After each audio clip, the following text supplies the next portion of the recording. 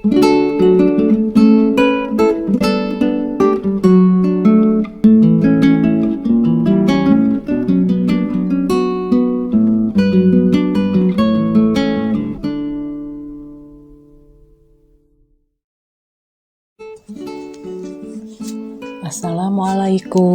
warahmatullahi wabarakatuh.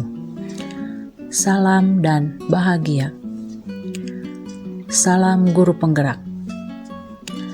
Pada kesempatan kali ini, saya Fitri Agustinawati, calon guru penggerak angkatan 7 dari Kabupaten Garut, akan memaparkan kesimpulan dan refleksi tentang pemikiran Ki Hajar Dewantara pada tugas koneksi antar materi modul 1. Saya akan merefleksi diri saya sendiri melalui 3 pertanyaan berikut. 1. Apa yang saya percaya tentang murid dan pembelajaran di kelas sebelum saya mempelajari modul 1 dan 1? Kemudian pertanyaan yang kedua,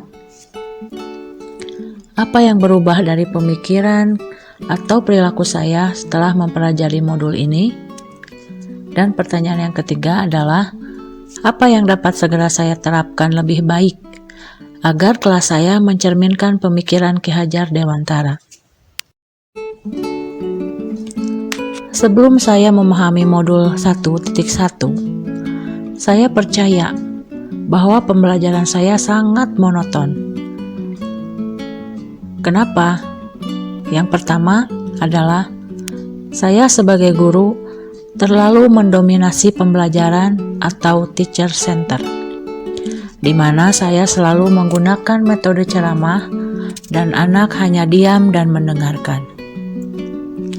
Kemudian yang kedua, dalam pembelajaran saya terlalu fokus pada ketercapaian materi dan KKM yang telah ditentukan oleh sekolah, selalu mengutamakan aspek kognitif anak. Yang ketiga, saya sebagai seorang guru kurang memahami karakteristik peserta didik, di mana saya selalu menyamaratakan kemampuan anak saya. Saya selalu melakukan pembelajaran dengan cara yang saya anggap nyaman, sehingga saya terlalu dominan ketika pembelajaran sedang berlangsung. Yang keempat, siswa pasif dan motivasi belajar siswa rendah. Ini bisa saya rasakan ketika saya sedang melakukan pembelajaran. Peserta didik kelihatan lesu dan tidak bersemangat. Ketika peserta didik ditanya mengerti atau tidak, mereka hanya diam. Kemudian, yang terakhir, suasana kelas yang tertib, tenang, dan anak-anak yang memahami materi adalah fokus utama saya.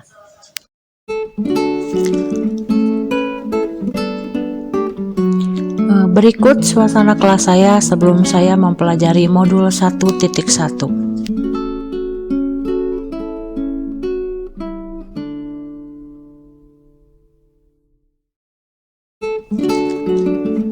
Setelah saya mempelajari modul 1.1, yang merubah pemikiran atau perilaku saya adalah, yang pertama, merubah pemikiran bahwa guru bukanlah satu-satunya sumber belajar.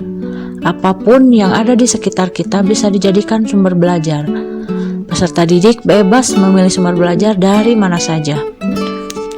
Tugas kita sebagai guru adalah menuntun mana yang baik atau tidak. Kemudian yang kedua, berpusat pada anak.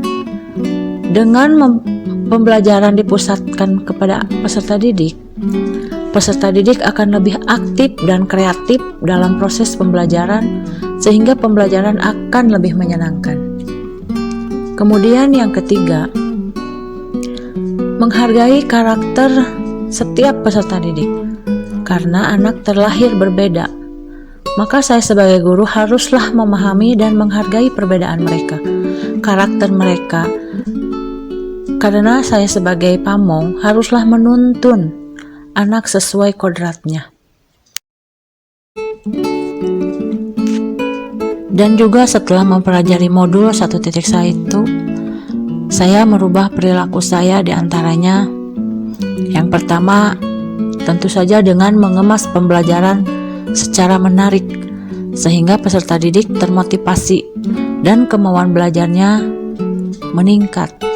Yang kedua, memberikan kebebasan kepada peserta didik untuk menyelesaikan setiap tugas sesuai dengan minat, bakat, dan kreativitasnya masing-masing.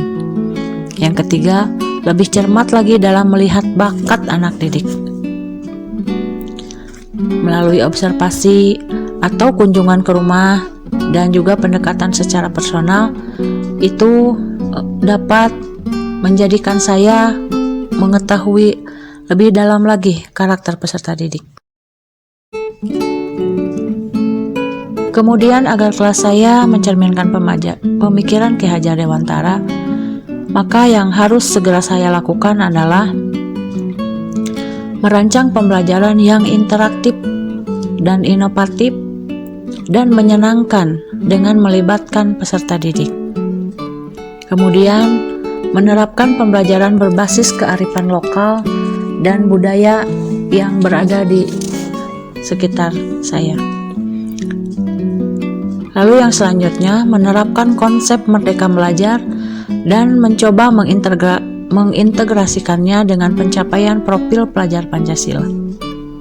Kemudian, pembelajaran yang mengutamakan aspek budi pekerti.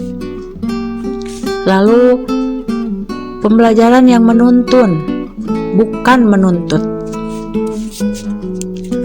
Pembelajaran yang sesuai dengan kodrat alam dan kodrat zaman. Kemudian, yang terakhir, saya mengintegrasikannya dengan cara permainan dalam pembelajaran agar pembelajaran tidak monoton. Kesimpulan yang dapat saya sampaikan yaitu, pendidikan adalah menuntun peserta didik sesuai dengan minat dan bakatnya. Pendidikan bukan hanya ilmu akademik saja, namun juga perlu penanaman budi pekerti yang baik. Dan yang terakhir adalah pendidikan sejatinya berhamba pada anak. Demikian pemaparan saya tentang konsep pemikiran Ki Hajar Dewantara untuk tugas koneksi antar materi. Wassalamualaikum warahmatullahi wabarakatuh.